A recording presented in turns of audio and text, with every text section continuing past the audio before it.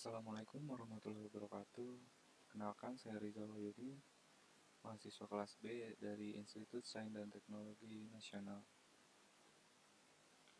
Pada kesempatan kali ini, saya ingin mendemonstrasikan pembuatan diagram UML dengan menggunakan AI. Dan implementasi diagram UML ini untuk sistem akademik. Tools yang saya digunakan di sini yaitu DeepSeek dan Draw.io. Oke, langsung saja. Pertama, kita buatkan terlebih dahulu prompt-nya. Di sini saya buatkan use case diagram untuk sistem akademik dengan aktor, mahasiswa, dosen, admin, akademik. Use case utama di sini yaitu pendaftaran KRS, approval KRS, input nilai, general transcript. Dan saya tambahkan tandai relasi include atau extend jika ada. Dan saya minta dibuatkan dalam format plain UML.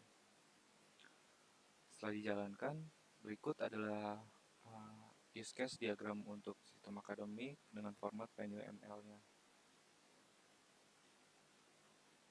Ini bisa kita copy, lalu kita ke Draw.io-nya, Advanced, Insert, Advanced, plain UML.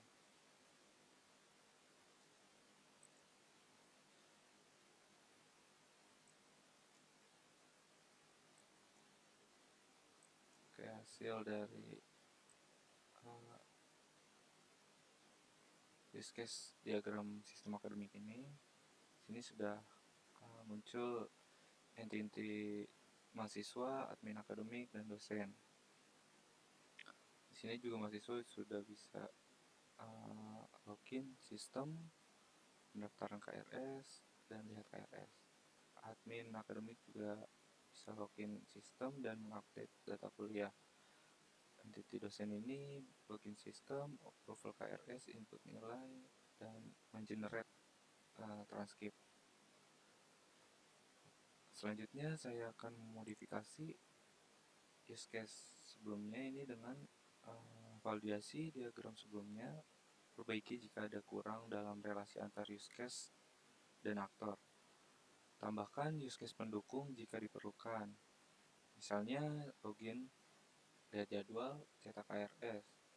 Pastikan hubungan include dan extend ini dijelaskan dengan jelas dan setiap aktor memiliki minimal satu interaksi.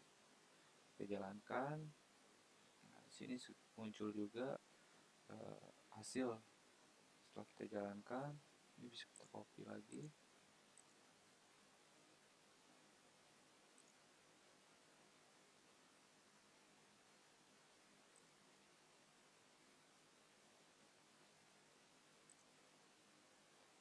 Oke, kita tadi sudah menambahkan use case flow use case-nya lagi. Di sini ada cara memvalidasi dari interaksi yang pertama itu. Selanjutnya kita akan menambahkannya lagi. Sini ada validasi kembali diagram use case hasil interaksi kedua. Pastikan sudah sesuai dengan konteks sistem akademik di universitas pada umumnya. Tidak lupa juga tambahkan keterangan singkat untuk setiap use case, satu kalimat per fungsi. Pastikan tidak ada redundansi dan relasi include atau extend yang digunakan secara logis. Kita jalankan. Nah, ini hasil modifikasi yang terakhir untuk use case diagramnya ya.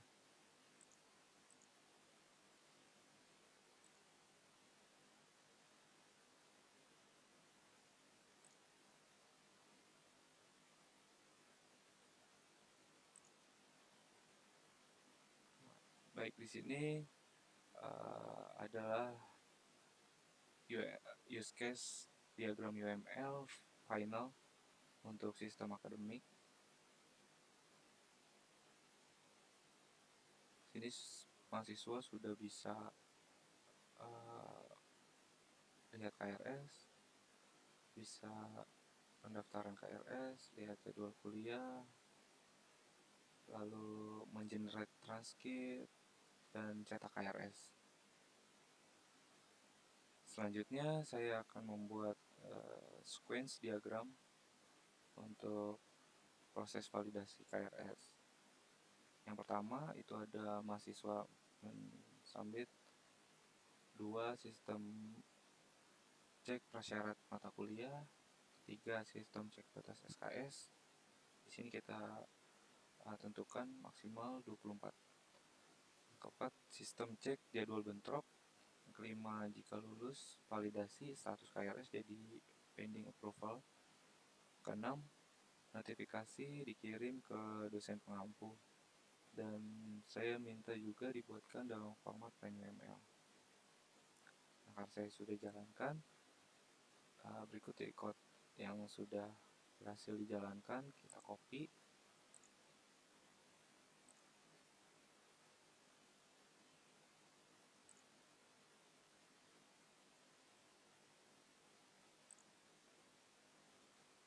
Baik, sini sudah muncul sequence diagram proses validasi KRS.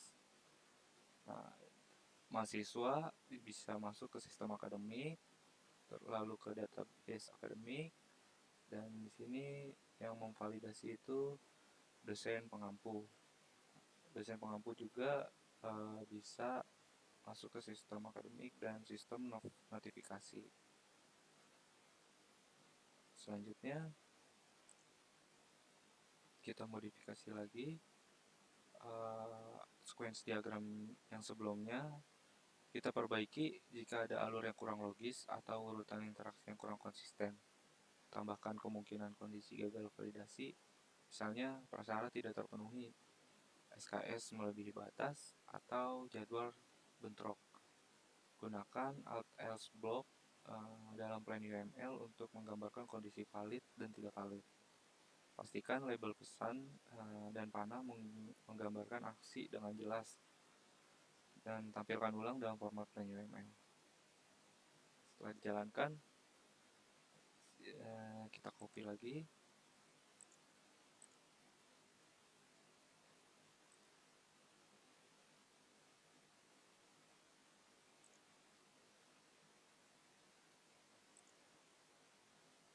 Nah, di sini sequence diagram proses validasi KRS sudah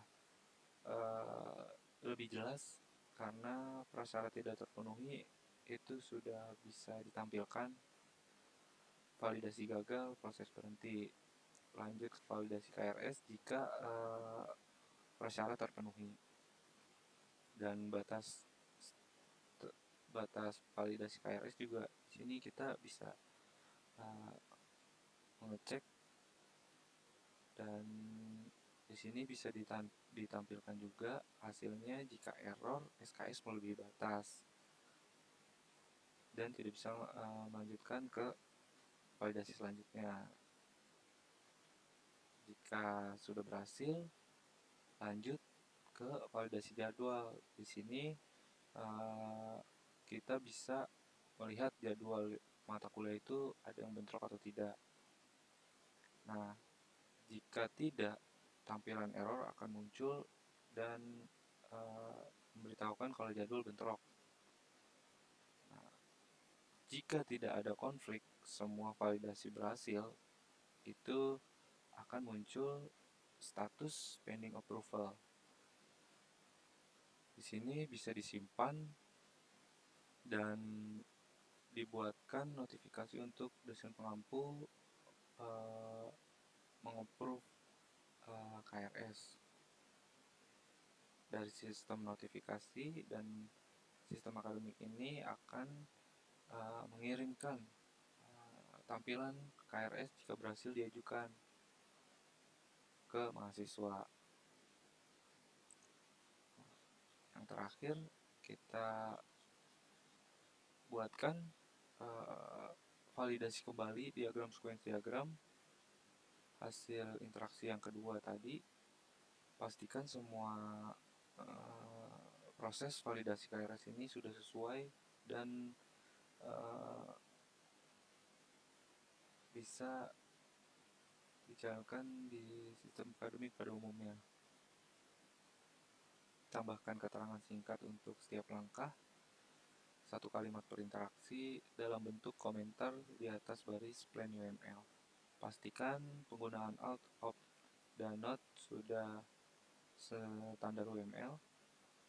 Tampilkan hasil akhir dalam format plain UML beserta penjelasan singkat tiap blok proses, yaitu ada validasi, perubahan status, dan notifikasi. Kita jalankan.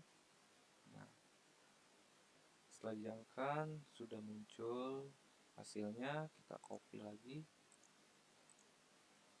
kita masukkan ke Draw.io-nya.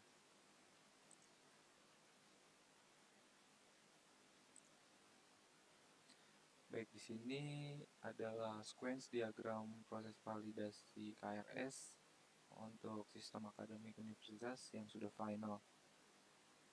Di sini tadi kita sudah menambahkan blok untuk proses penjelasan, proses awal, proses validasi. Di sini ada proses penyimpanan, proses notifikasi, dan konfirmasi akhir. Baik, sekian penjelasan dari saya. Kurang lebihnya mohon maaf. Assalamualaikum warahmatullahi wabarakatuh.